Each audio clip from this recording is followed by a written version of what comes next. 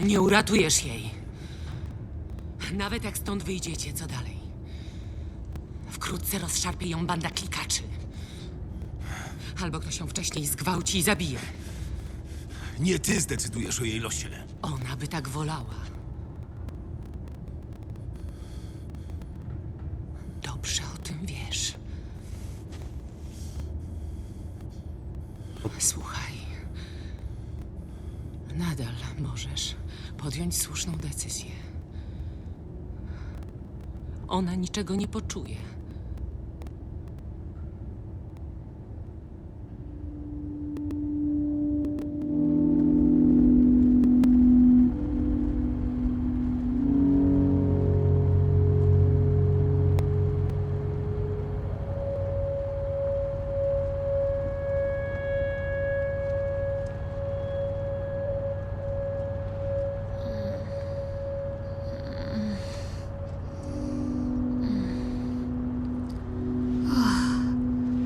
Co to za ciuchy?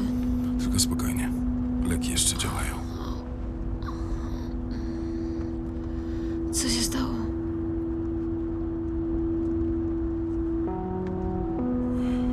Znaleźliśmy świetliki.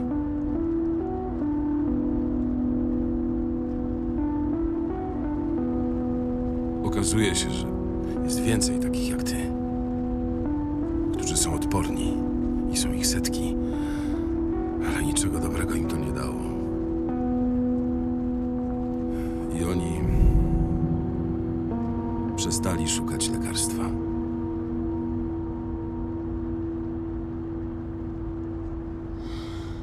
Wracamy do domu.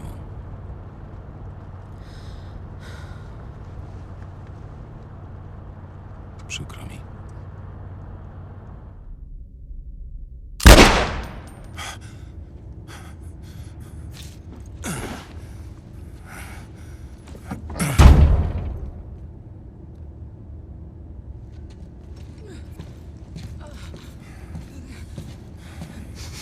Czekaj!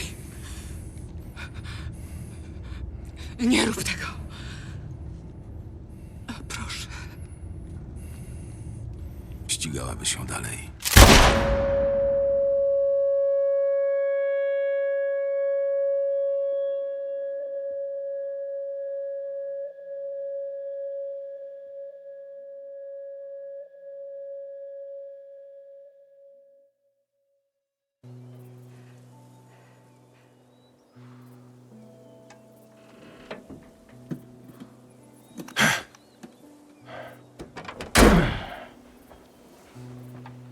Cóż, To chyba idziemy.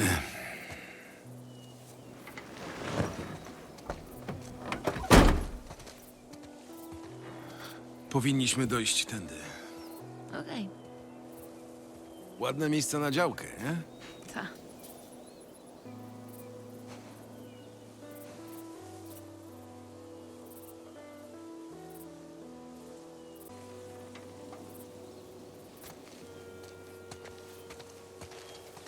cóż mi państwo.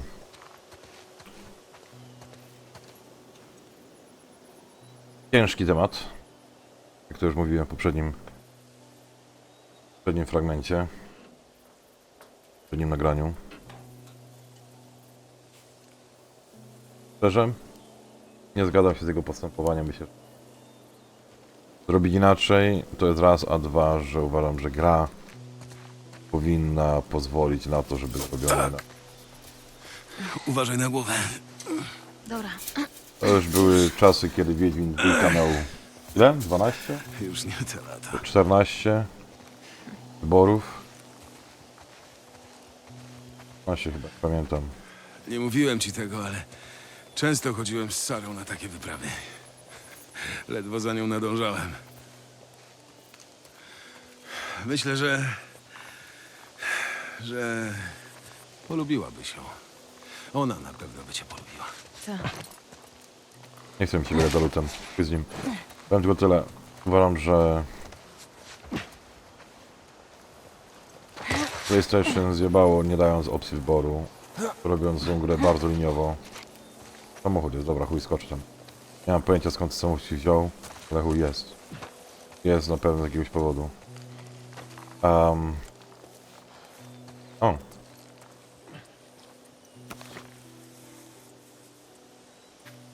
Dobrze, powinni to rozwiązać inaczej. Podoba mi się to. No ale cóż, tak jest. Więc lecimy z koksem.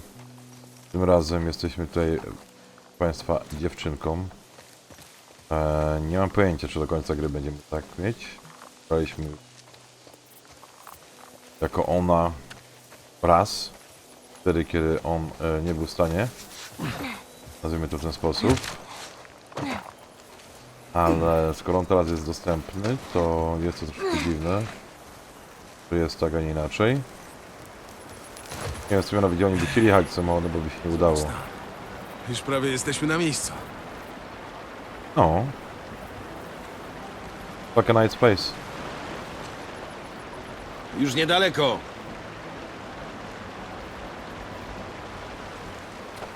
Ja się to pewnie rozwiąże inaczej, ale nieważne. Jest jak jest, nie? Zobaczymy, co niesie nam to miejsce. Ale czuć, że... End is near, my friends. End is near.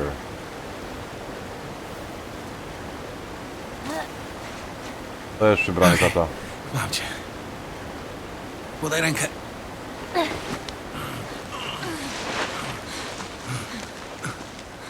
Idziemy. Nie chcę się spytać, jak ona ma tą głowę. Zaczekaj.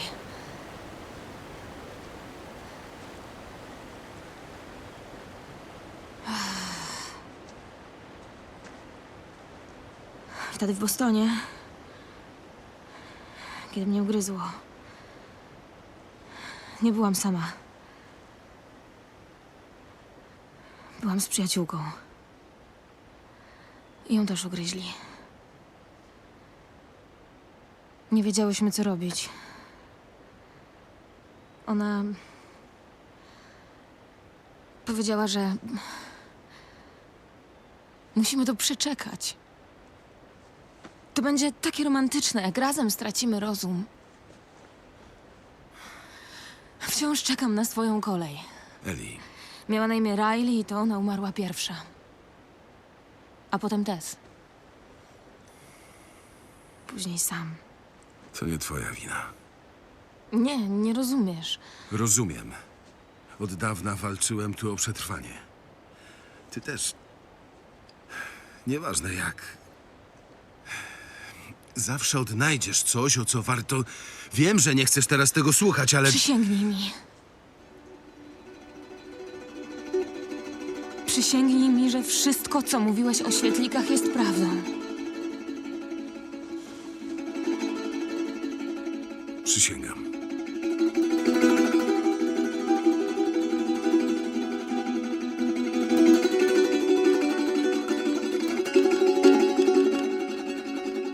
Okej.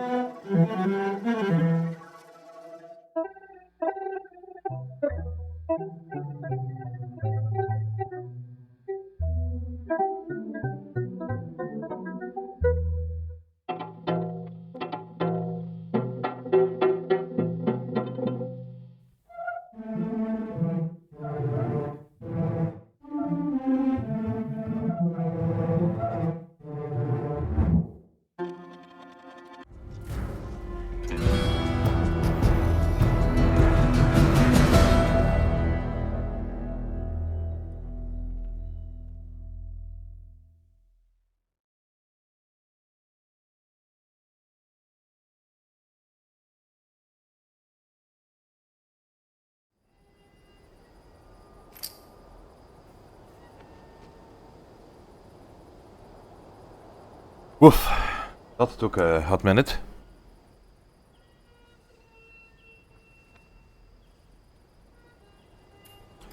Sprawdźmy, co tam nam teraz dodali. Nie wiem, jak długo to trwało, ale długo to trwało na pewno. No bank to będzie na nie? Leciało. Ja powiem wam tak. Trwało to full. Pewnie będzie a propos tego. Pany, sprawdźmy dodatki na tych małych. Nie wiem, czy one polegają. Tu są zdjęcia, ukryję. Zobaczyć.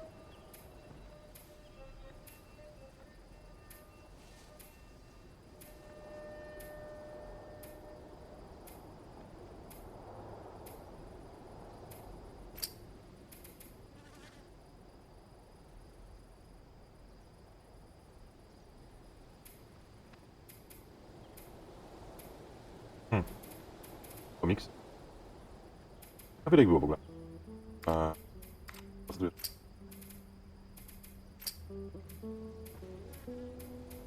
Nie na czym to polega. Dawanie grafiki? Nie wiem, jest to dla mnie dziwne. Ale zobaczmy, co dalej jest. Loading.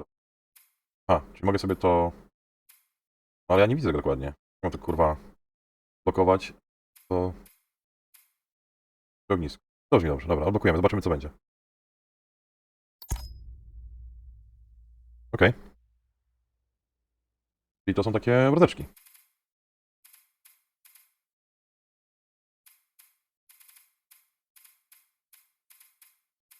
To jest piesek, no tego odblokowałem sam. Bo chciałem. Może jeszcze sobie... tego przystojniaka. Co na to?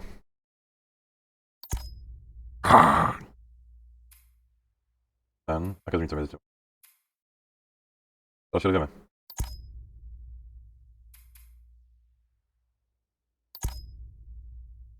Nie było różnicy, ale no. Ten, który to był?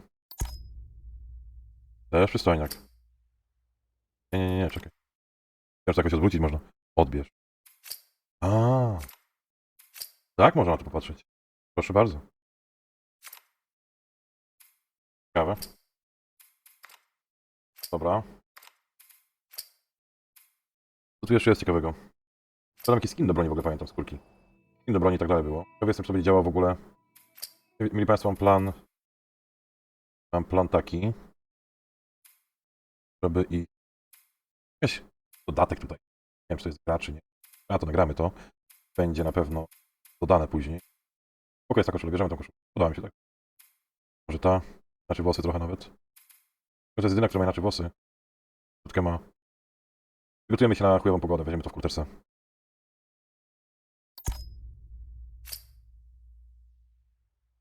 Tak wyglądamy w kurterce. Co tam jeszcze mamy? Plecaczek. O, plecaczek trójeczka, wiadomo. A, czekaj. Chyba jakoś... O, czy ja to chcę? Okej. Chujowe. Że ten był najlepszy. Skinów do broni jest w chuj jeszcze trochę.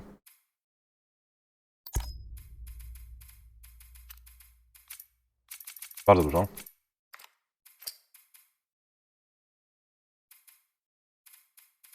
O rany, to ona ma dużo tutaj. Mortal Kombat. To by pasowało mocno.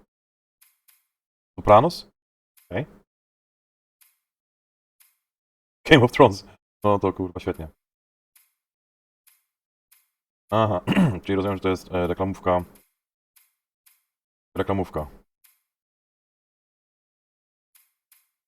Będę płacił za to, żeby mieć chodzącą reklamę gier. To... O, jest tutaj tracksuit od Bruce Lego.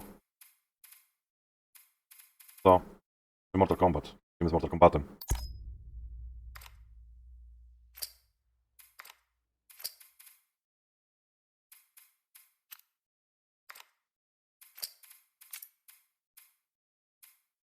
Powiedzmy, że to jest bardziej w stylu, nie? To, że wiem. Aż nie będzie. Chuj wie, czy to ma sens. A taka jakaś dziecina dziwnie nie była. To mieli złotego orzełka. Co to tam kurwa ćma jest?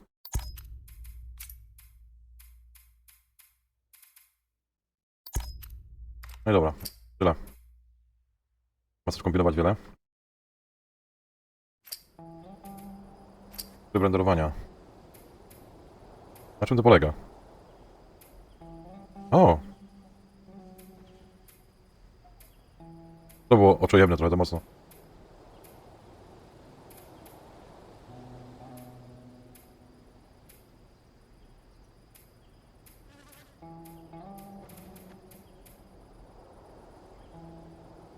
To jest jakieś słabe, to podobne do tamtego. Vintage.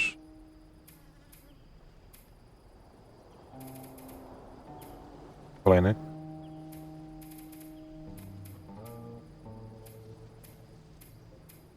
Nie wiem jak wy, mieli państwo, ale ja chciałem zobaczyć to. Chciałem zobaczyć jak to będzie wyglądać. Nie wiem kiedy to się pojawi w ogóle.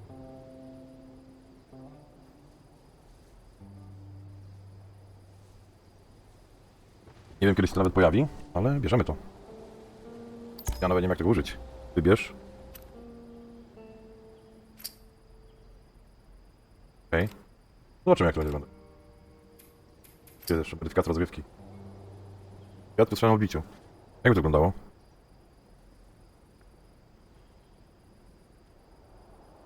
Nie wiem jakby to działało.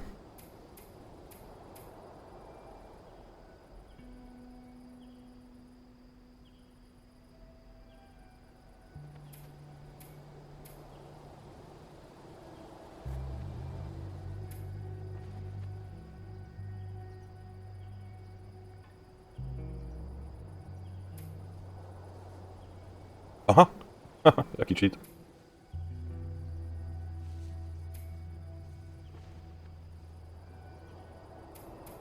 I to są takie cheaty, rozumiem, tak? I potem jak przeszedłeś grę, to możesz sobie włączyć cheaty, żeby sobie na chillku chodzić.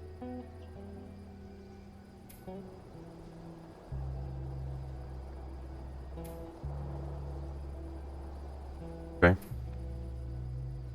Strzały wybuchowe. O, to może być ciekawe.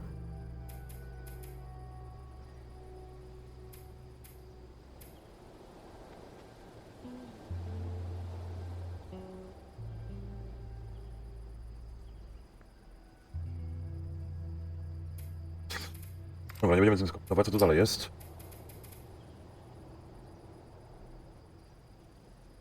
To jest. To nie bardzo łatwe. Aha, dlatego nie wszedłem na speedrunie, no to mamy nie. Można zrobić speedruna na łatwym, to świetnie.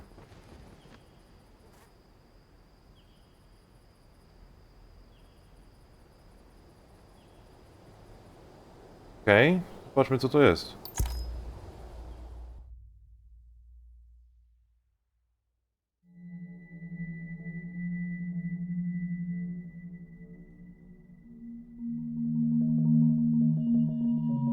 Yeah, making the new IP is how can I put it? It's just don't do it. It's insane. I mean, it's a very difficult process. You have more questions than you have answers. Especially when you come from like you've been making Uncharted 1 and Uncharted 2, just kind of like now like things are going, you just kind of like good momentum, and then suddenly that momentum like just drops, it stops. It's a very challenging process to create a new IP, and you're gonna fail over and over again. But that's what it takes.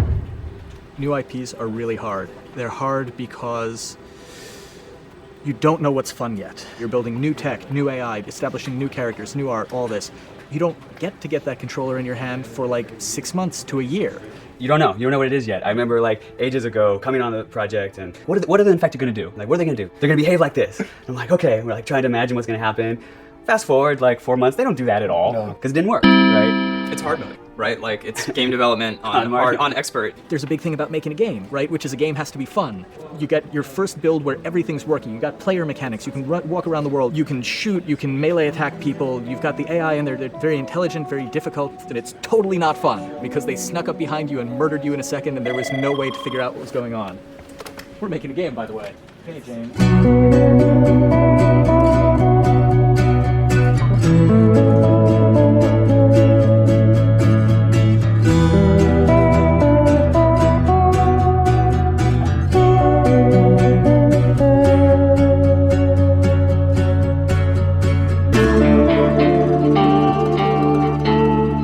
company has grown quite a bit since I started. I think I was the 12th employee or something back when we got started, but we've tried to stay true to those smaller studio roots. I've been here for going 16 years. There's just no reason to leave. I just like the environment here. It's very non-corporate. I think the way we work on NOWEJ is kind of special because we don't really like hierarchy or bureaucracy, and no one is really just a manager here. Naughty Dog has a very flat structure. We pretty much all report to the co-presidents and the game directors. I always tell people when we hire them, just like, my job is going to be able to trust you, and that's what I want. I want just to give you something and you go with it, and I know it's going to get done. We believe in iteration, we believe in collaboration, and we believe in the people making the game working directly with each other. When we have designers and artists, animators all mixed up, anybody that's working on the same tasks, the same characters, the same areas, put them next to each other so they can communicate a lot better. We don't have a lot of meetings because if you need something to get done, you just walk over and you talk, and then you go back to your desk and you finish it up.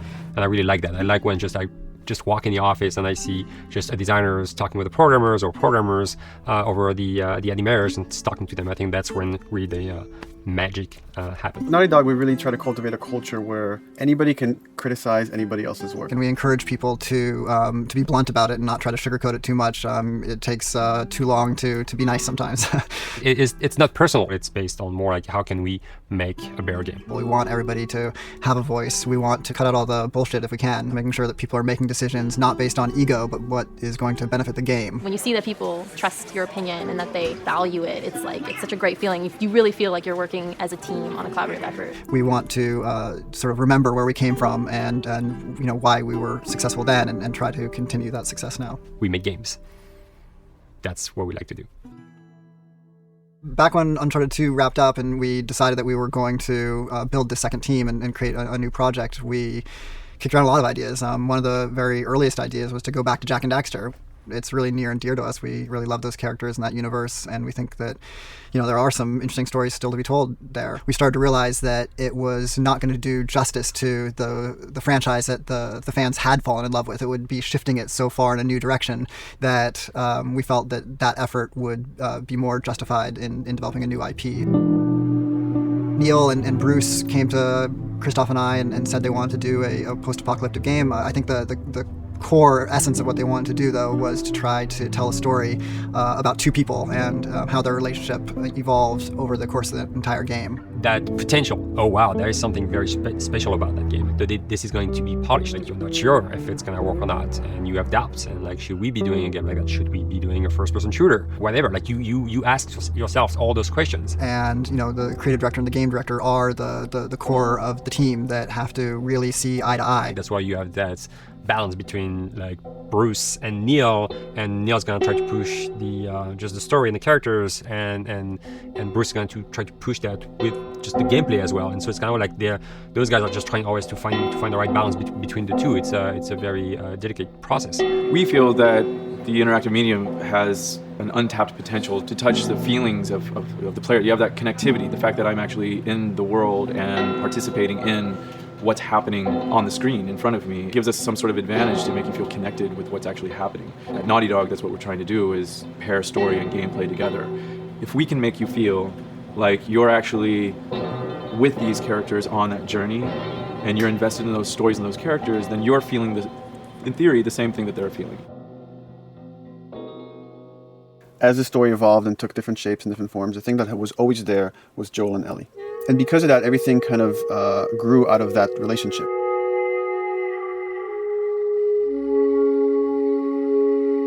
We've seen kind of that role of the anti-hero change, especially over the last 3 to 5 years, to where before it was like, the thick-neck mercenary kind of guy. For this game specifically, for this story, we needed something new. The reason we didn't want to make Ellie Joel's daughter from the get-go is because it wouldn't have anywhere to go. Of course, at that point, he'd be willing to do anything for his daughter because that is what a dad would do for his daughter. They didn't even know each other at the beginning of the story. Then we start from scratch. It's almost like the player has the same relationship to Ellie as Joel does. And we could take our time to build that relationship between these characters. And if we do it right, then the player will be feeling that same growth that Joel does. And we're kind of mirroring that emotional relationship between the two.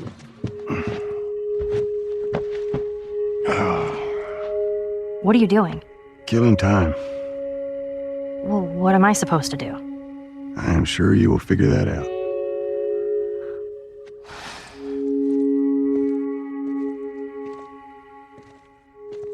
watch is broken. It's exciting that Neil wrote something like this, where he's like, I don't want to make the stereotypical characters. I want to make real people in this crazy situation and these forced to make decisions that are really tough. Like, what would we be like in those situations? I mean, we weren't consciously trying to pick male or female for characters. You just try to pick characters and just be honest with who they are. It almost doesn't matter, right? Joel's daughter could have been Joel's son. Ellie could have been a boy, and Joel might have been Tess. You could have swapped those roles, and I think the story would have still worked. The focus on female strength, it's so unique. You get to see what's so powerful about a woman through all of these female characters, which makes this game wonderful and unique. There's a crew of Fireflies that'll meet you at the Capitol building. That's not exactly close. You're capable. You hand her off, come back, the weapons are yours. Double what Robert sold me. Speaking of which, where are they? Back in our camp. We're not smuggling shit until I see them. I want Joel to watch over her. Whoa, I don't think that's the I'm not best Ellie. idea. Him. How do you know them? I do think having a strong female character, especially like Ellie, is so rare in video games. And as a gamer, and more specifically a female gamer, it's frustrating to me because I'll see sort of the stereotypical female character where she's amazingly beautiful and huge boobs, and she's there to be either the love interest or just because they're like, well, we need to throw a chick in here. We've seen the strong woman or we've seen the weak woman. We haven't necessarily seen the empowered woman from this kind of standpoint. And there's that beautiful scene where Joel finds her inside the house and she's reading through this girl's journal going, is this really what they used to worry about? What shirt do I wear and what boy am I gonna go out with? You know, and to be met with those first world problems that we deal with every day and go, how trivial is all of this? I think it's gonna resonate a lot, not just with, you know, a female audience, but with the male audience as well. The thing that was intriguing to me after the fact is knowing that we're kind of creating a female action hero in a way, and this is her origin story with Ellie. To sort of be such a strong female character that is completely normal looking, regular t-shirt and jeans, and she's 14 and she is still a total badass, is really exciting to be a part of that. There's so few non-sexualized women in video games, especially in the main role, that we were kind of proud that we were creating one. It's very complex, and without the players knowing it, she becomes the protagonist by the end of the story. And that's why she's in the front of the box, and that's why we've been promoting the two of them together so much. It is a dual protagonist game, and yeah, I guess I get nervous to think about it in that way.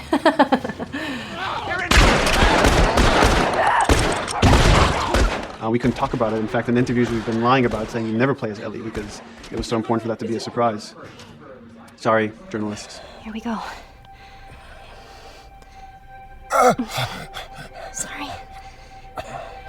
Hold on. That's it.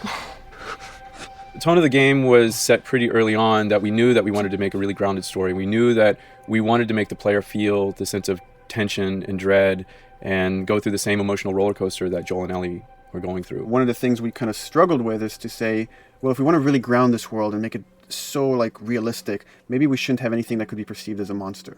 Maybe like by just having an infection that just killed people, and it's all about humans and how they deal with this post-apocalyptic society and how different people decide to survive. Maybe that would be enough. And what we realized is because we're making an action game, a lot of the storytelling happens on the joystick. And once we remove the infected, it's like all of a sudden now we can't tell the story through gameplay of what happened to the world. And that's where we kind of went back and kind of brought the infected back in, because it lets you see, once you're fighting them, the threat that people had to deal with that otherwise would just be very cerebral and people could talk about it, but you couldn't necessarily experience it yourself. In a novel, that might work. In a game for us, in a specifically an action game, it didn't work. And from there, when we start kicking around those ideas, and we're just like, what would be cool just to play? The early inception for it really came from a BBC video we saw called Planet Earth, where they were talking about a cordyceps fungus. This cordyceps fungus gets inside of the brain and controls these ants, and mandibles start chomping, they grow up to higher areas, cordyceps fungus sprouts out, and then it germinates. And essentially uses them to spread its infection and take over whole colonies, sometimes wiping them out. As soon as we saw it, we were intrigued by the idea of, what if it jumped to humans? So what would happen? How would people react? What would happen to society? As we're trying to develop the look of the infected, we went through so many different iterations, some that looked really alien and subhuman, some that looked just essentially like zombies, and we couldn't find like an original place for them. But one of our artists just did this kind of photo mashup where he took a bunch of images of diseases or images of fungal overgrowth, and he kind of mashed it all together and he threw it on this person.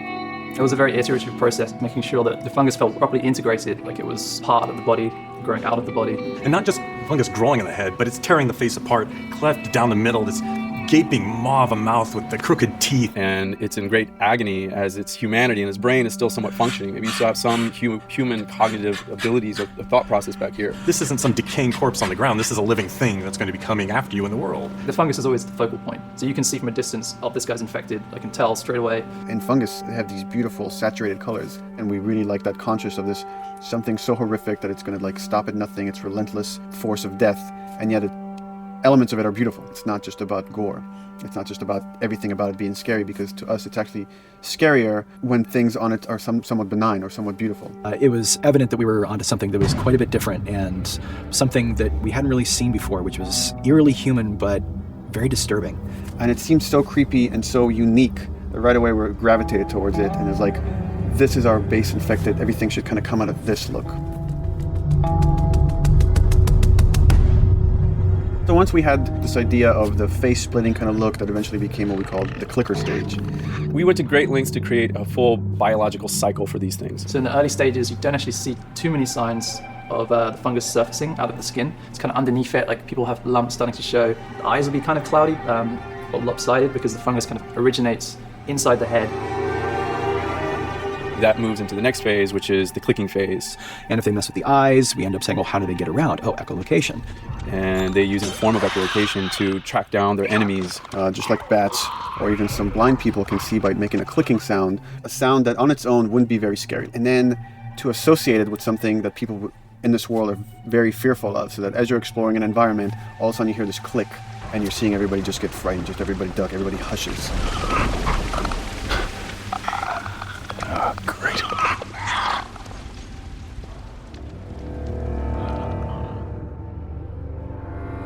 The bloater is the most severe of the stages. So large pieces of the body has been replaced by these kind of fungal plates.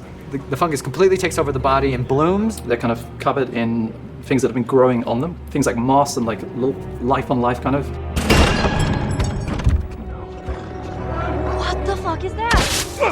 When an infected feels like it's going to die, it finds like a dark corner and it becomes part of the environment. The human elements aren't there anymore. And then the body is gone. They lay down and sprout and then spew spores. And if people can breathe those spores, they become infected as well. It all had to kind of make sense of how each stage flowed from one to the other. And that's hopefully how we've created a world that you can kind of look through it and understand the science behind it and say, I could buy this, I could get into this.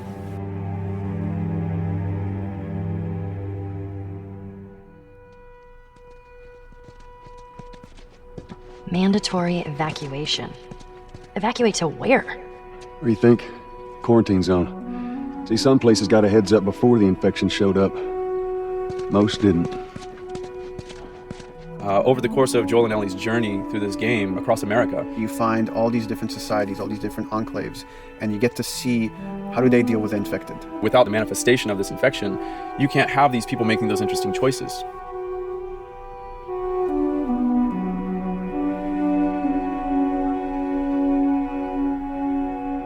The world we decided was actually its own character, really grounded with a lot of texture.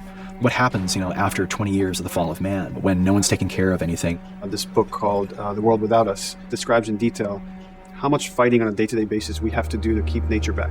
And once you stop doing that, how quickly nature can reclaim that. As they talk about New York, and how every day they pump water out of the subway system. That system breaks down within 2 days, a whole city is flooded. And once water gets introduced, then structures collapse pretty quickly. Trees will sprout, and wind will carry those seeds over, and gutters get clogged, and then when it rains, water fills up, and then pretty soon you have vegetation growing over there, and once you have vegetation, concrete breaks pretty easily for when there's a tree and roots breaking through that. Even some of the stuff we did on Uncharted, exploration of how temples were ruined, what if you took those ideas and put them in Pittsburgh or Boston? And obviously right when that happened, you can imagine that being pretty terrible to look at. But you think about 20 years later, and with rainwater filling up those sinkholes and then those becoming like little marshes with lily pads in them. We had this wonderful piece of concept art we developed really early on, and there are all of these wild animals that have escaped from a zoo and over the past 20 years have bred, and now they have herds roaming these cities. And that's something that tells you that life goes on, and this world is worth saving.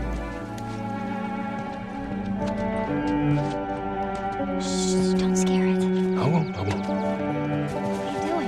There's something really pretty about nature reclaiming its domain once we are gone. So fucking cool. We have another level of OCD of the logic goes into some of these environments. water damage seeps into them, that creates some little moss growing on the floor, or a tree radiates energy from its base, and that over time starts to melt the snow around, and that's the reason why you'd see those like rings of leaves showing through in the snow. That gives it that extra, believability. This is pitch art. I'll try to start with an idea that conveys sort of the feel of the environment. Something like this, very brushstrokey, very painterly. You can see not a lot of detail, just energy and conveying a mood. This is sort of just a conversation starter. And then this would be more of an actual space. So you start talking about, is this too tight of a space right here? Would the player even fit through there? Do we even want to include water? Those are conversations you start having a little bit later. And then it usually needs several more passes back and forth in order to be tightened up to be the experience that you would see in the final product. So, dude, I was actually trying to figure out right here, there should probably be some dead foliage. It might be cool to see some of the dead stuff around the edges of the green, or like even spilling out into the street. Maybe what we do is, in some of these areas, we use it as like a transition from the actual concrete to the side of the building. So like they're almost sitting on top of a bed of dead foliage, like that really rich kind of like orangey brown color. Sienna or something would be nice. Some real cheddary. That's how you know you're done. The end product often ends up being stronger because that bouncing back off somebody else gives you a result that maybe you wouldn't have even thought of in the first place. All right, here's the bridge. That's our way out of here. As far as concept art goes, definitely the ultimate goal is just helping everybody as much as possible. Me and the background artist will work together. I'll often just go to them because they've got like a really, really good like visual imagination. At some point, you came in almost like flat on. So that's kind of good because the bus station is right in your peripheral view, and you're probably going to enter the bus station. You're probably not going to get lost.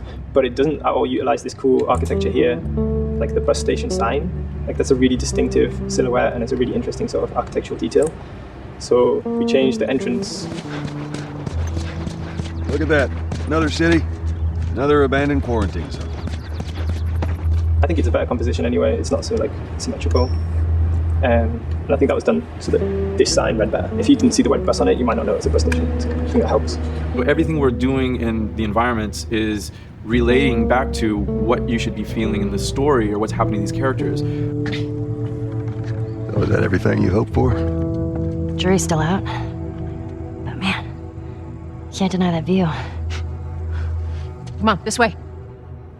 When we first came up with Ellie and Joel, we had this idea in our heads of who they would be, but we didn't necessarily know the voice. It took us a while to find our Joel, but for Ellie, I think Ashley was the second or third candidate to walk in, and right away we knew. Yeah, you know Why what? are you so scared all of a sudden? Because I'm a coward, okay? So just get your shit. Let's get out of here. Damn it. I'm not like her, you know. What? You think I'm gonna end up like your daughter? The way she delivered the lines, the way she just embodied that character is like, that's Ellie, there's no question about it. I saw the character artwork and I related to her a lot. I mean, she's kind of a tomboy and she's kind of tough, and I mean, obviously I'm not 14, and I think that's the main difference between the two of us. I read the scenes and I was like, I need to play this part. You wanna be my hero? Forget the whole bit about saving my life. Buy me a stack of these bad boys instead. Where'd you get that? Back your bills. I mean, all this stuff was just lying around. And then once we had her, we said, okay, we're going to do another round, and we're going to have Ashley this time in the casting sessions. The chemistry of these two characters was imperative to get right.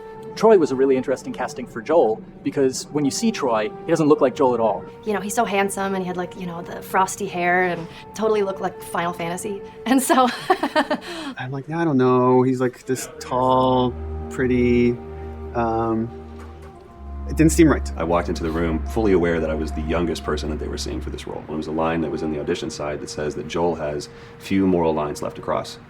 And so that became the anchor point to the character. But then as soon as he spoke and he had the grit in his voice, warm yet kind of dangerous. And his movement is just like, you bought into it. Why are you so scared all of a sudden? Because I'm a big coward, okay? Now pack up your shit and let's go. God damn it.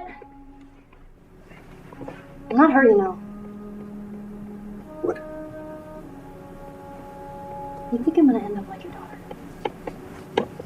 Lily, you are treading on some very thin ice right now. It was Ellie and Joel. after he read, it was just like, that was it. I've done some video games in the past, but to be handed the mantle of a franchise like this was a pretty big honor. Is she alive? She's alive. She's David's newest pet. Ah! Where? In the town. She's in the town. You mark it on the map. It better be the same exact spot your buddy points to. Neil pulled me aside one day, and he said, I have some ideas. And as you're well aware, Neil is a little twisted. He came up with this character, and I just jumped at it. It was such a departure from everything I've done here for Naughty Dog, to say the least. Name's David. This here's my friend James. We're from a larger group. Women, children. We're all very, very hungry. To be able to put on a voice that, hopefully a lot of people won't know, won't notice that it's even me. Because we didn't want it to be Drake. Drake eating people, that's a whole nother game. How did you put it? Tiny pieces. See you tomorrow, Ellie. Certain voices that I can do wouldn't fit the David's artwork, but he showed me the art, and I said maybe it's something like this, where everything's, it's very quiet, and just, he's not really sure, and the voice can break a little. And he just looked and goes, yeah, that's it. So I'd love to tell you that we hashed it over and we talked. No, it just, I looked at the picture and I tried something. He said, yeah. A few weeks back, I sent a group of men out a nearby town to look for food. Only a few came back.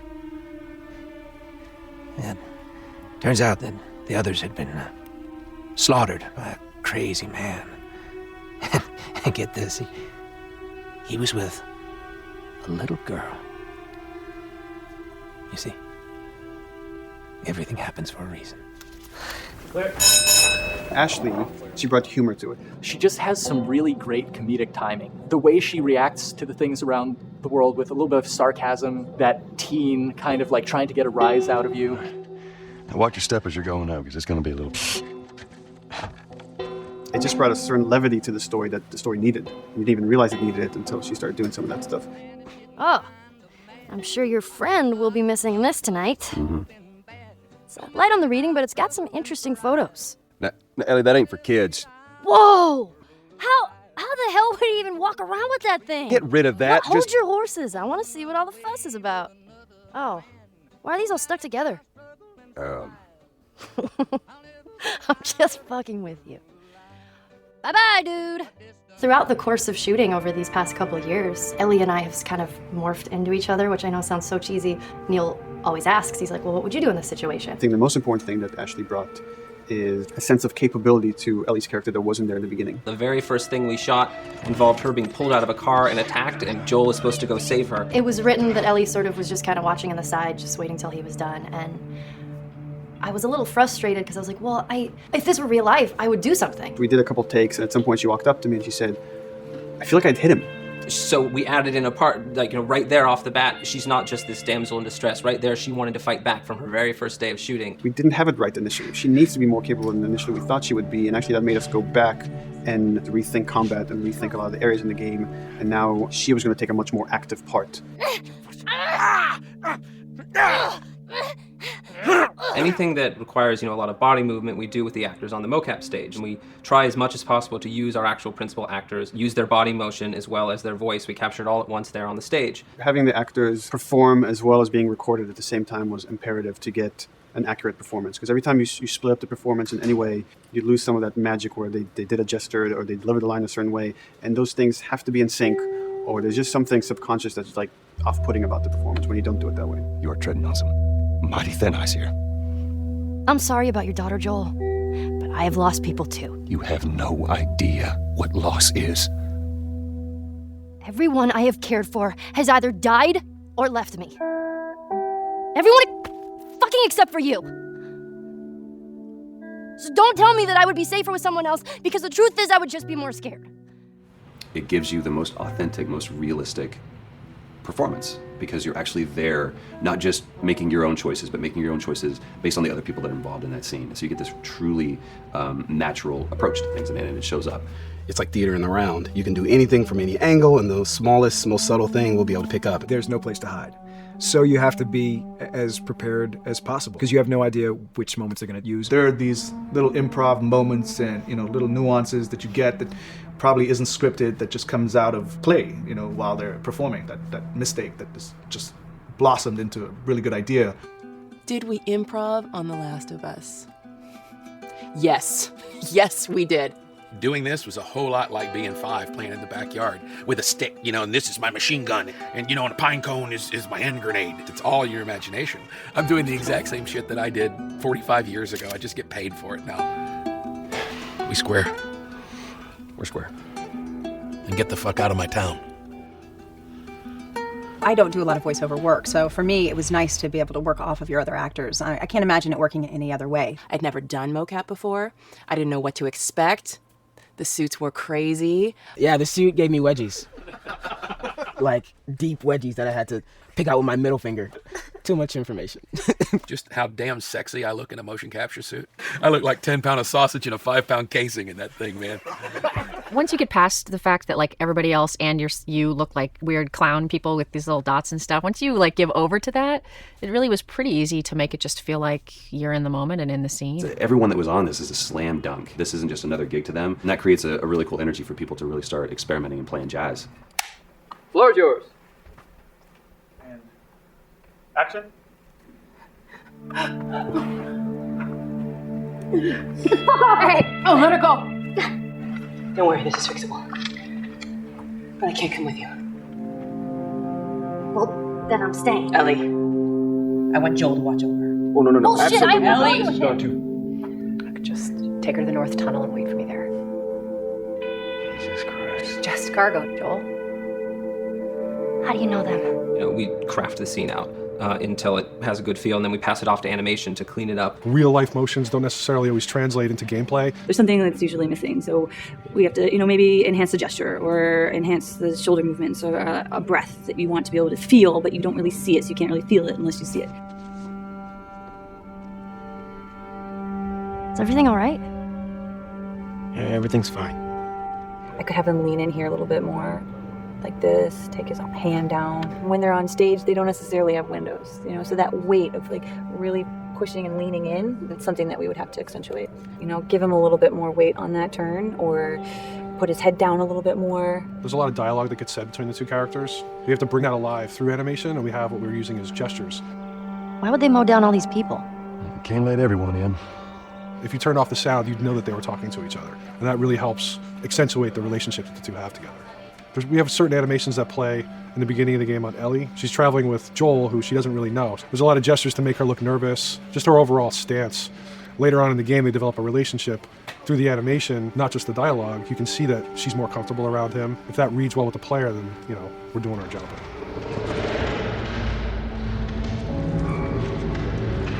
You want her to look scared. When she gets a gun, you want her to look scared of the gun.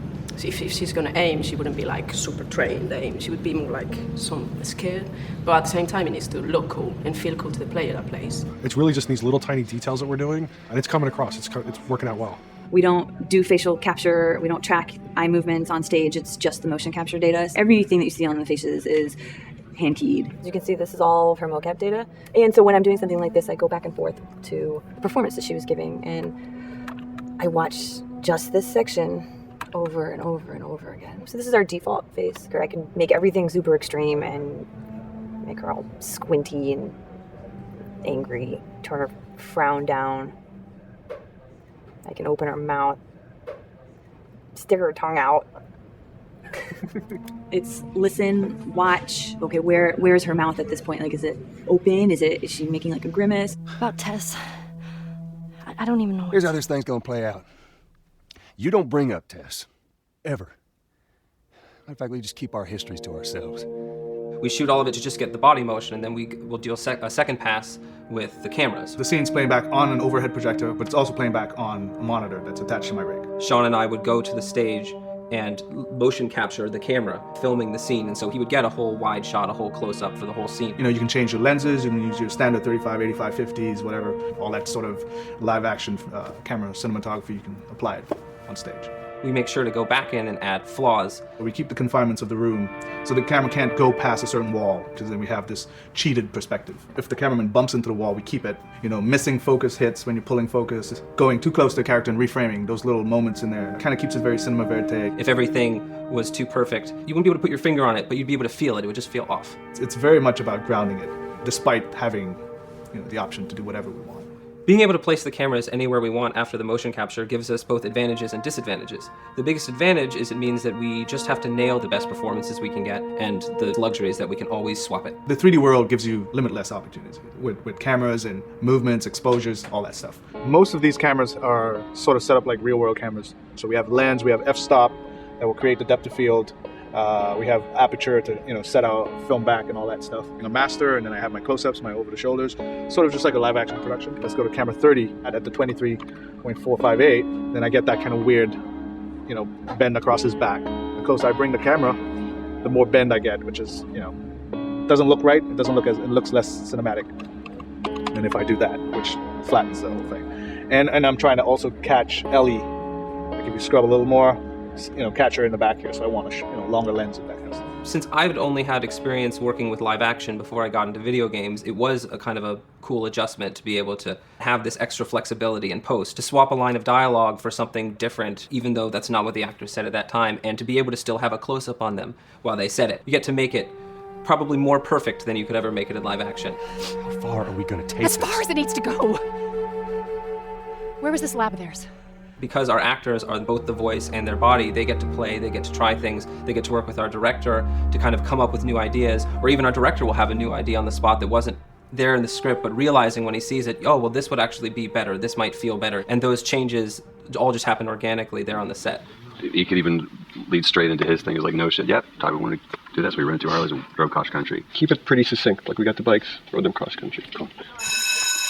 It's shocking to me that this is Neil's first time directing. There was a specific tone and a specific approach that Neil and Bruce wanted to take with this. It just came down to there's nobody knows the story better than you, and then there's nobody that knows these characters better than you. Why don't you just do this? He and I actually had a conversation about it. He says, I think I'm going to try this myself, and I'm not sure. Neil was fantastic. The floor is yours. Okay, so remember, you've been running away from this turret-mounted truck. If you come to this dead end, you're going to look up and see a potential way out.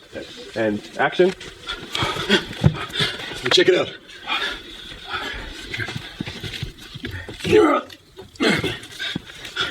I mean, his writing is honest, and it's dangerous, and it's natural. And I love his economy of words. He doesn't hit everything on the nose, so it leaves it open for you to interpret and bring some nuances and things like that. The entire process is collaborative, but really it's led by Neil's willingness to change and flow and decide something doesn't work, fix it right there in the moment.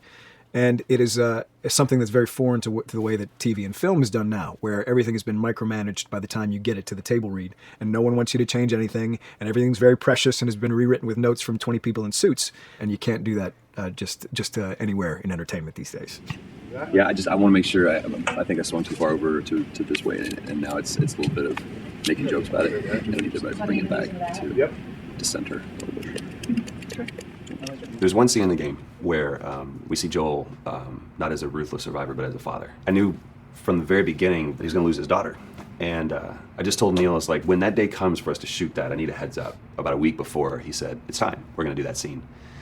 I was like, okay. Because I knew that I was going to have to go to this place that you don't really want to go to as an actor. You want to find some aspect of reality that you can empathetically draw from, Troy and I were both kind of just like walking around for a while and just kind of getting into the zone, and well, my grandpa died when I was 8. He was like my dad, and so that's always what I use to get into that place. I started recalling all those memories and starting pulling up all those feelings, and they're just right underneath the surface. When I walked back in, everyone realized that something was different. They kind of calmed down, You could feel the energy just like drop a little bit more.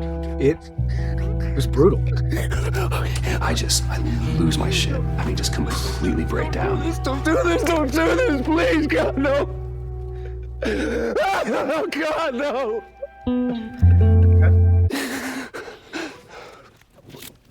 The soundstage was deathly still.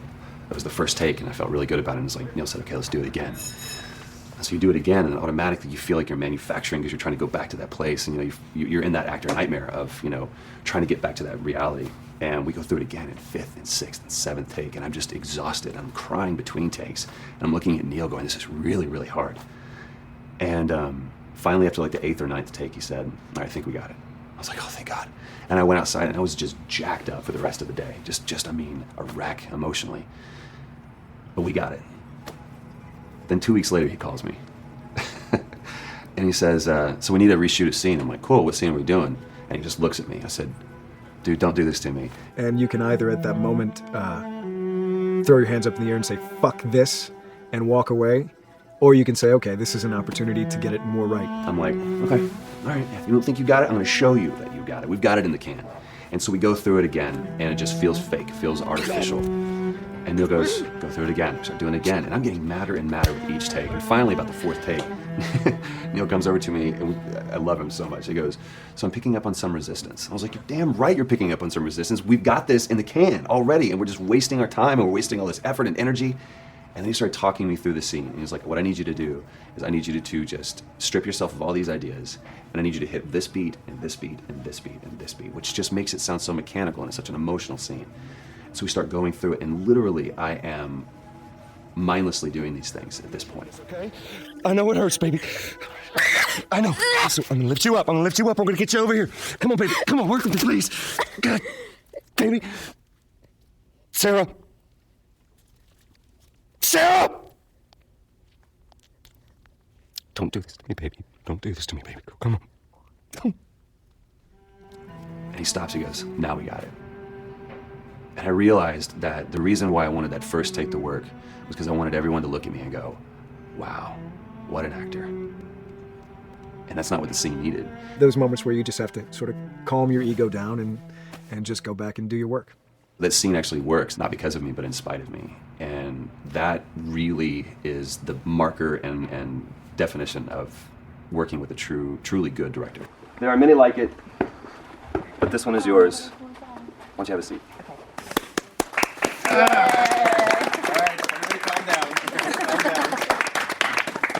Thanks, guys. It's the director's chair.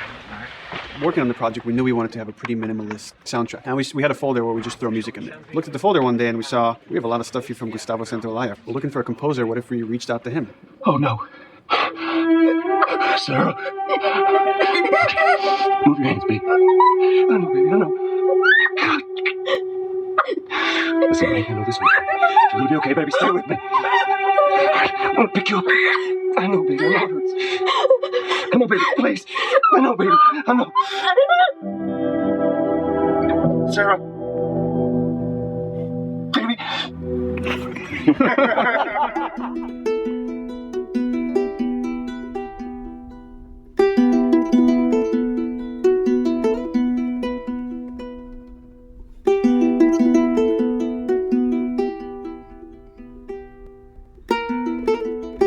My life has been and still is kind of like a road movie. I grew up in Argentina. I came to the United States in 1978 because we had a horrible political situation in Argentina. We had a military dictatorship where 30,000 people disappeared at the hands of the government and many other more were tortured, and I was blacklisted. It was just impossible for me to keep on living there. I've been jailed many times since I was probably 15 years old just because I had long hair and I play an electric guitar. So I had to embark on this trip.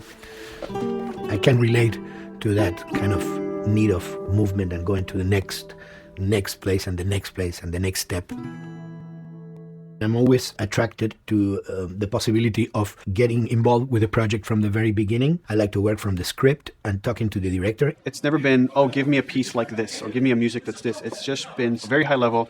Here's what the story's about. Here are the themes. Go write some stuff. Since I don't know how to really read or write music, the way I produce music is actually recording it. So I like to come early in the projects, and I did in The Last of Us.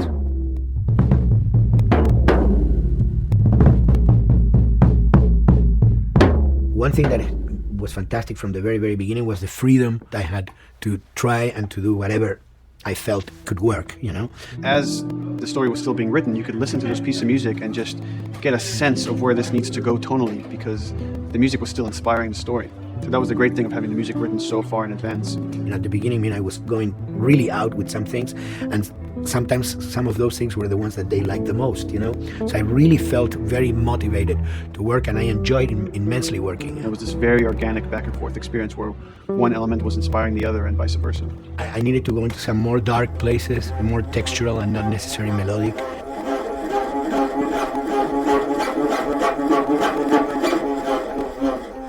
I'm always trying to sort of push myself into playing instruments that I don't know how to play. There's an element of danger and innocence.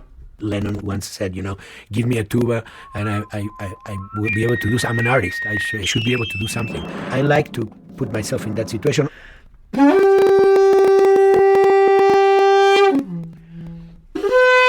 So these are just PVC pipes, the one you see in construction.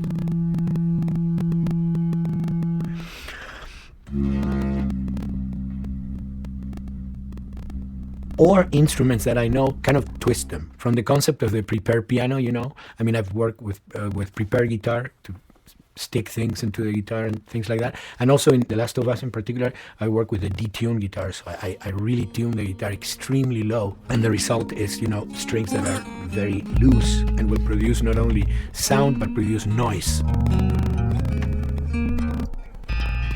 Because I believe, you know, every environment has its own sound. We have in our, you know, small studio, we have actually the possibility to record almost anywhere, including the bathroom. And we have done some fabulous recording, especially in the kitchen. When you score to picture, which is something that I don't do, then you know what you're going to expect. But when you provide people with music, like I've done in all the films that I've done, and then you see it, how the director decided to use that, you know, in what particular way he uses it or where they edit it. It's always fascinating to me. I watch a scene and I'm going, you know, it's fantastic how they use this piece. I would have never, of all the music that I've done, probably I would have never used this piece there, but it works, you know, great. So I like that feeling of collaboration.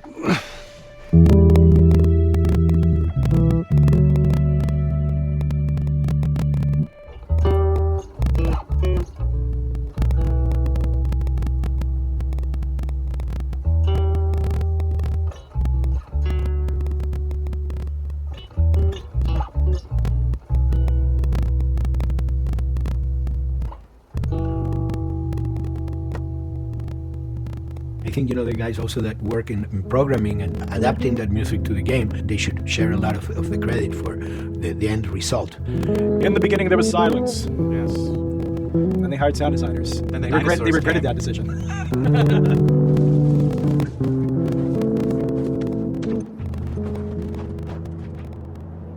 Hold it steady. Ha! Got you! In a much quieter environment like that, we really had to fill out the soundscape with much more natural sounds, much more detailed, delicate sounds. The tension comes from the lack of sound, in a way. Your brain is thrown off because we're expected to hear buses and crowds. All of a sudden I hear wind and leaves rustling. Again, it's creepy and beautiful at the same time because it's almost like I'm going on a hike, but I'm in a downtown area. Get up over this crowd.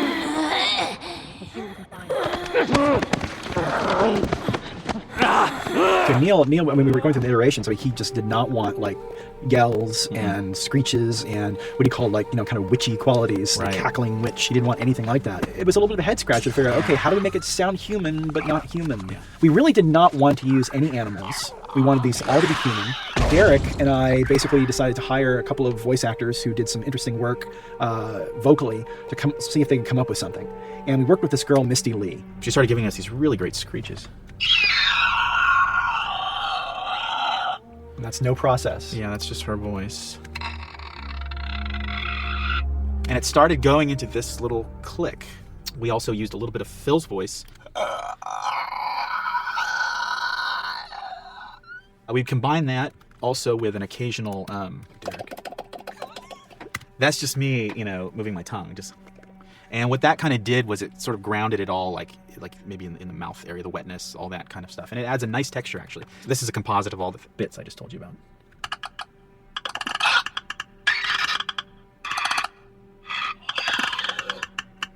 Sounds like a Snapple bottle. Oh, the lid? Like the lid, yeah. That's a good idea.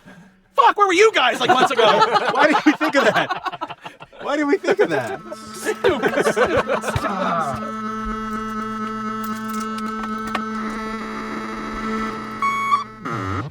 Viewers at home, you're probably wondering what this is. Let me tell you. About 10 years ago, I saw this Synthie A suitcase synth. I wanted to get one. This finally arrived in January, just in time to start using. I thought, well, what can I do with this?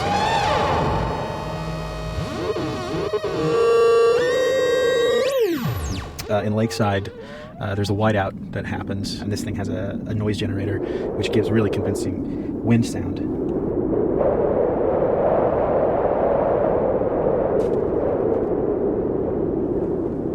The military still has technology. There's sirens and alarms, so I wanted to try some new concepts.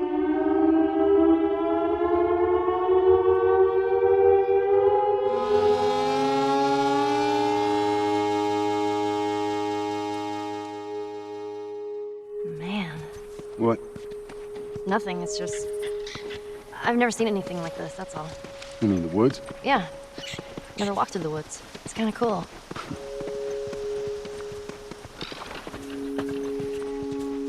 We consciously take in consideration lighting in the beginning. Most of the game, we don't really have any real man-made light sources, so everything is naturally lit. In the past, we could use a lot of artificial light, but in a world that has no electricity. We have to hide most of the time, and that requires getting very close to certain assets. Just stay back.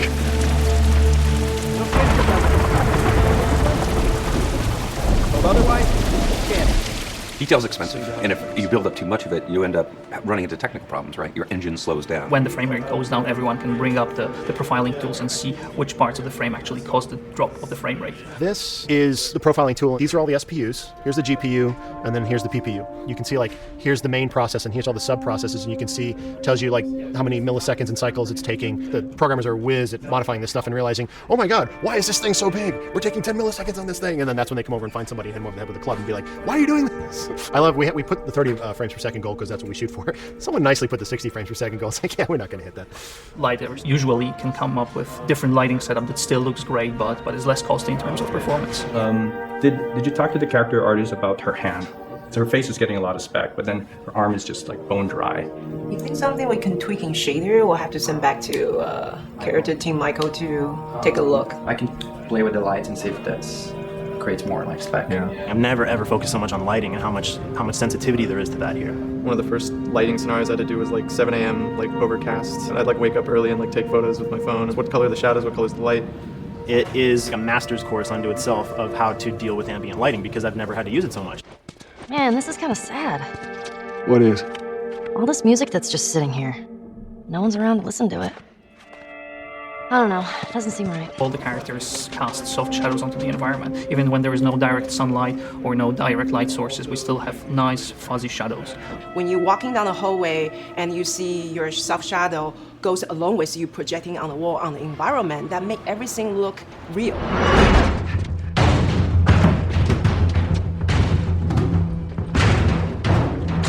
Follow me through here. Okay. The flashlight brought a whole new spin on it. So some of the environments end up being really, really dark, and you need the flashlight to get around. Give me your hand. We want to have the environment be really dark, but also at the same time have colorful surfaces that are sort of hidden, so when a flashlight hits one of those, it bounces off onto the ceiling. If you shine a light on a red wall, it will bounce the red lighting on the whole environment. And it's very difficult to do, very expensive, but we did it. Everything should have a bounce lighting, otherwise the world is gonna feel dry and unrealistic.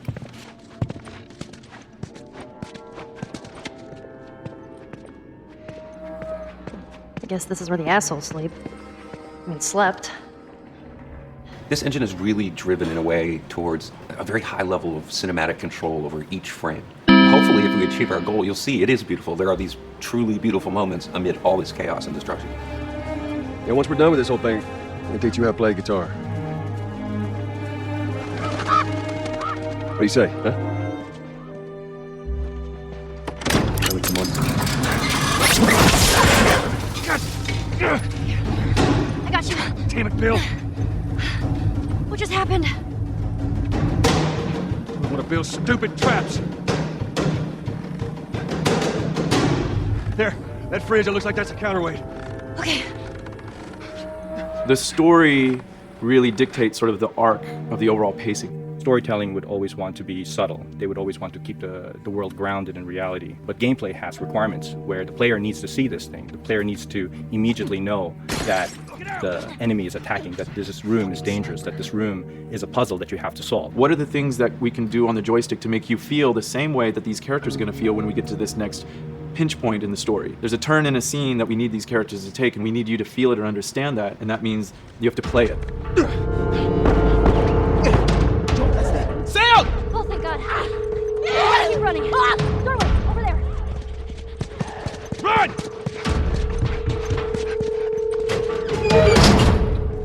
We really want to make sure that there's that contrast between the negative space and then the high tension spikes.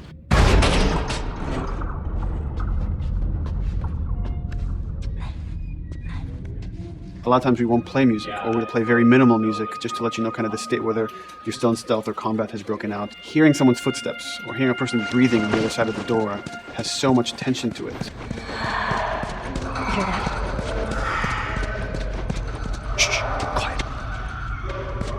You feel the tension of the world, make you question whether you want to engage with these guys or kind of try to stealth around them. That's another reason why we don't have traditional cover in the game. You smoothly move around everything, contextualizing with the environment, but you're never locked down. We want the player to, with that crafting system, with the scavenging system, with all of the abilities available to them, to constantly be moving around and changing as the moment arises. Gameplay is all about, I have a limited set of tools, and how am I going to use those tools and those limitations to overcome this obstacle in front of me. And that obstacle might be infected, might be another class of humans that wants to kill me for a bottle of alcohol in my shoes.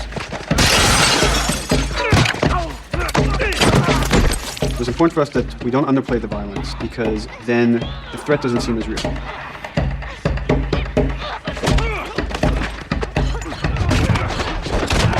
We see video games as this incredible medium to tell stories. We want to treat it as equals to books or comics or TV or movies. This is subject matter that would not be considered out of the ordinary to tell in one of those other forms of entertainment.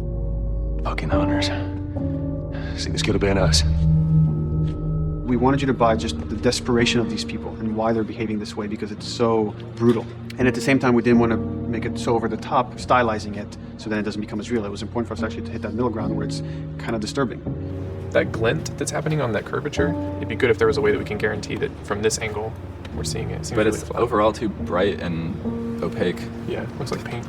Yeah, see, the blood on the ground works really well. It's something about the other shader is messed up in this environment. We got to fix that to unify the look. Shouldn't make you giggle or laugh or any of that. You should be kind of appalled by what you have to do, but you understand why you're doing it. You want to feel each hit. You want to feel each concussive strike. Lives are at stake. You want a death animation to have impactful performance, not just have a guy keel over in a ragdoll. In real life, a guy hitting a guy takes a half a second, but in the game world, you want that to be as instantaneous as possible. I live my whole life in this very ugly test level. I basically just fight dudes in here all the time.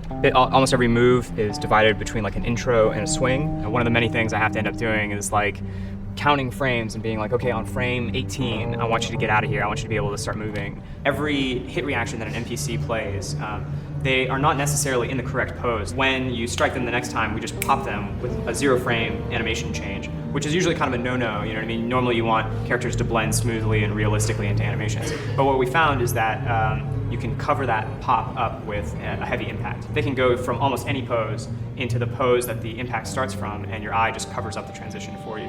So if you throw a brick at a guy, it puts him in this like kind of staggering stun state.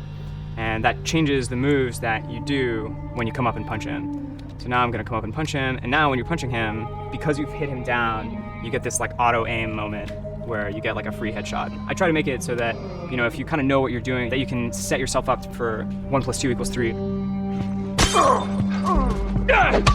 Right here!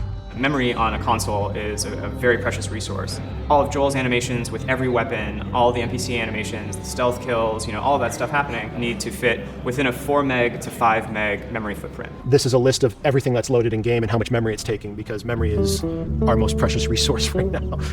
So we have a level, we call it the bookstore, it's in Hunter City, and this is a zone, for example. So when I set an AI to this zone, he will never leave its boundaries. I want guys to guard this exit where you have to go through, so I'll zone a couple guys around there to make sure that they, you know, they can fight you and use all this cover, but they want to stay around this door. This is another key component of the AI, is what we call the nav mesh. This defines the overall play space of where an AI knows he can or cannot go. Hey look, that's where a cover used to be, and there's a hole cut out for it. I gotta fix that. Here's some other wonderful things. See these little red polygons? Yeah, that means they're not linking right for some reason, so that means they can't really walk through here properly. It's a bug, and I need to fix it. Welcome to my life.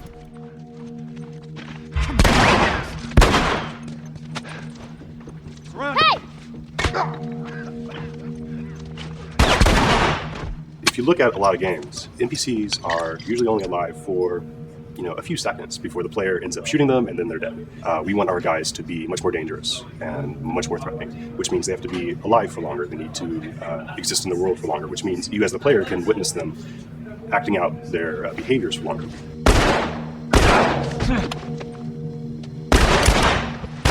So we've been working really hard on our AI systems. Back of the box, biggest bullet is going to be like AI. So we tried a number of different prototypes with the buddies, including having Ellie be super independent of you. She would try to flank the enemies, get behind them, or get between you and them. And a lot of times those decisions should surprise you, just like a real person, a real character would surprise you. And we discovered after many different prototypes, the best thing for her to do generally is to stay very near you. You need the exploration, you need the scavenging, you need something to say like, okay, if we just crank it to 11 the whole time, then it's pinned up there and there's no time to breathe, no time to assess or analyze, and no time to really contrast. There's no way of shifting the pacing.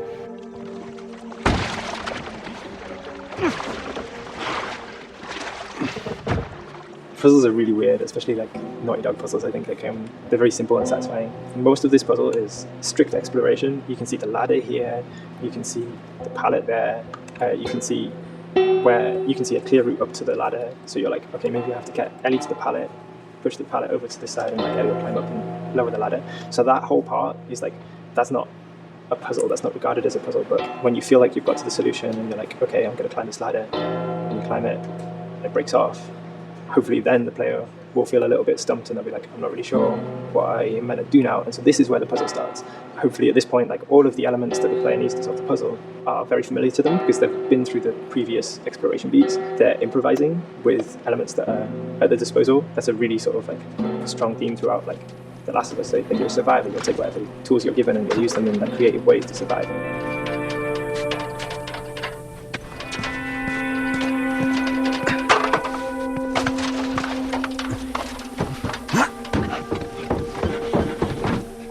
We set out to create something kind of new to Naughty Dog, this crafting system. Our lead designer, Jacob Minkoff, he got this book of like the survivalist handbook and homemade munitions and all sorts of funny stuff. Just start reading about, okay, if I was just wandering around in a collapsed society, this world, what stuff that seems like I could find? Alcohol and sugar, if you want to make a smoke bomb. It's difficult to balance the right amount of resources against what you think the player's going to need and making sure that the player feels like they're getting just enough to survive, but not too much that they feel like they're a powerhouse. We wanted you to be forced to make some choices in the world that showed how depleted the resources were. So if there's a particular point in the story where the characters are having a particularly difficult time surviving, then we want you as the player to be finding fewer items, farther apart, harder to survive. We will item starve you at the same time that those characters are feeling starved and worn out. Then you expose something to them. Oh, here's a cache, and if I can just get into that cache. Oh, look, there's a wealth of things in here. God, I was so worried. My health was low. If I had run into a combat, because it's always that thing in your head, it's that Hitchcockian thing about the danger that you see is less meaningful than the danger that's in your head.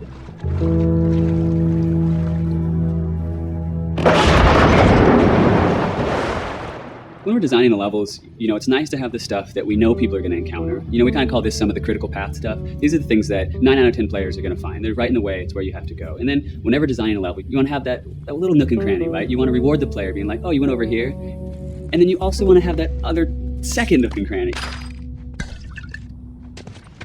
The player is supposed to go place a ladder here and climb up through the rest of the hotel. But what they can also do is shimmy across this area, and I place a really cool upgrade kind of off the beaten path to reward players for exploring.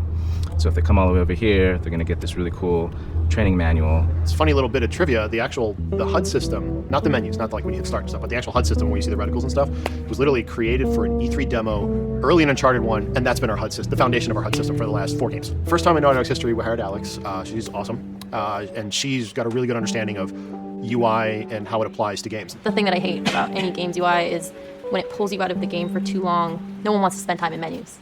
Nobody loves UI, if we're being honest. Weapon slotting has probably gone through more iterations than any other system. The stuff that we finally ended up implementing, you press select, you get into this menu, then you D-pad left and right through the slots, and then D-pad up and down will change the weapon, and then you don't have to press X or anything, you just select out of it. When you're still, like Joel is here, that's fine, but then as soon as you get into an actual situation, so I'm gonna go over here and cause some trouble. Okay, so here they come, oh god. All right, so now I'm out of ammo. Now I need to get back in that menu. I have to run away from them, get into the menu, get out of it. And it ends up feeling super clunky. Again, okay, I'm out of ammo again. Get out of here. I need to take out one of my other long guns. And now Bill's in trouble. Bill's in trouble over here.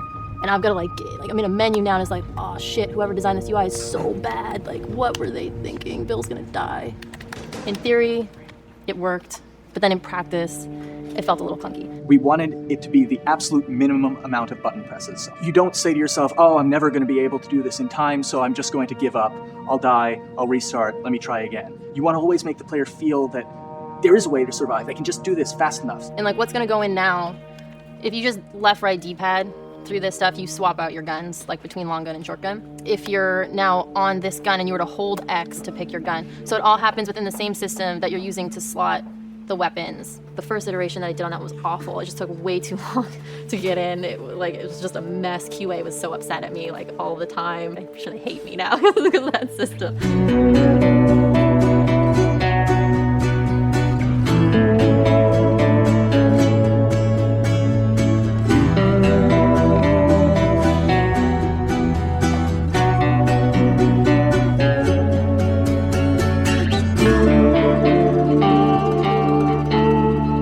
I think the way the industry is kind of maturing and changing in general, you're seeing a lot more focus and importance on refinement and polish. So having internal QA really helps. The industry is kind of changing from QA being this like tighten up the graphics on level 3 bro kind of vibe to like really being a more technical, mental, investigative job. On the publisher side, it's more reactive towards the code being delivered in a stable, controlled environment. Whereas on the developer side, especially at Naughty Dog, we are going beneath the art and the design. We're given enough weight where we can go up to somebody and be like, look, you have to fix this. Why? Come over, I'll show you. That kind of feedback, I would love to be able to say like, that was us, but it gets so diffused throughout the iteration process that you're just kind of like adding your, I guess like genes into the gene pool and then just seeing what happens, you know what I mean?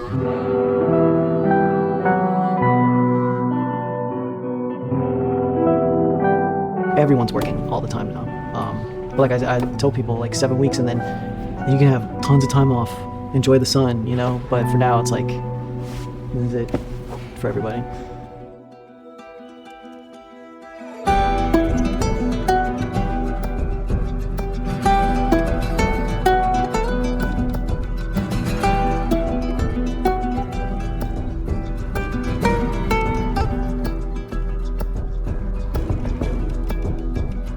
Crunching is part of making games.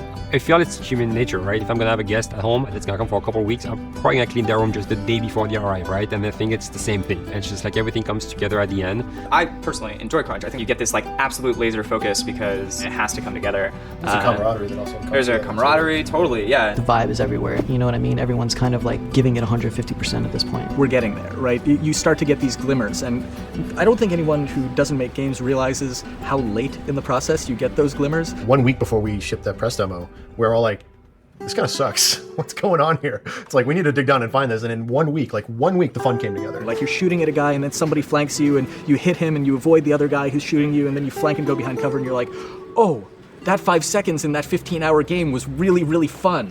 How do we make that 5 seconds happen thousands more times? My favorite video game is making video games. It is as challenging and as complex and as interesting. If you had to like try all the things that didn't work, what's hard about crunch? It's like marching through that swamp of it not working. I mean, nothing's ever really final because you can always make something better, always. So we're constantly changing and constantly reiterating and trying to make it better and better and better, pretty much until we ship.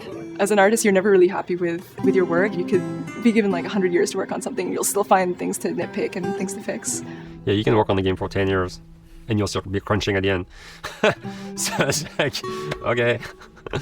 All of a sudden, it's like getting ready one morning in the shower and I was just like, oh yeah, I'm about to ship another title and this is gonna be a really good title. And it gets you excited and you're like, all right. Do I think the game's gonna be good? Yeah, it's gonna be awesome. I think it was good a little while ago and now we're gonna make it extra kind of good. amazing. Yeah. What it will take to get there in these next 5 weeks is gonna be a lot. I'm excited, I have faith. Every time we're shipping a game, it's terrifying.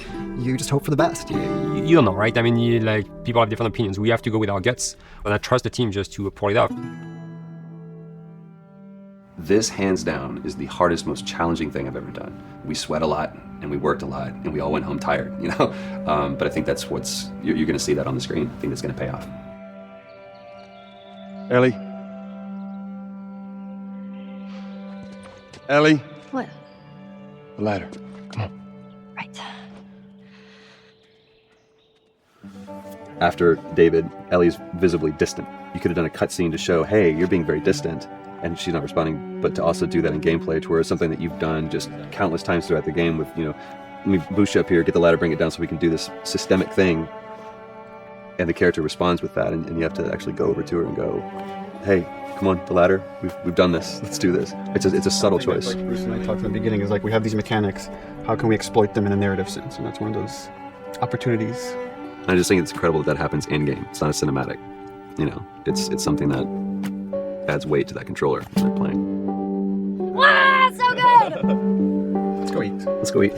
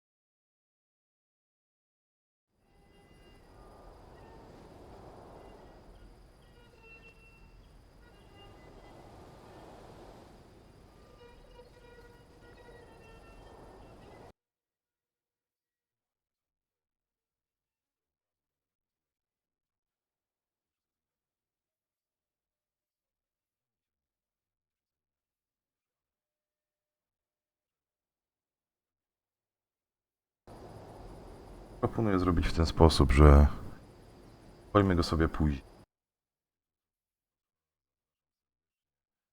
Ale myślę, że tyle tej kinematografii wystarczy już w tej chwili, więc miłego dnia i do następnego.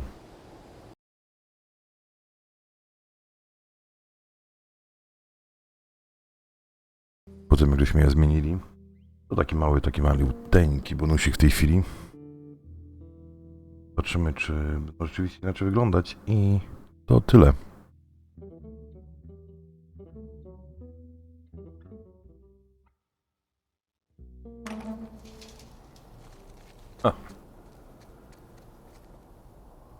Rzeczywiście działa to.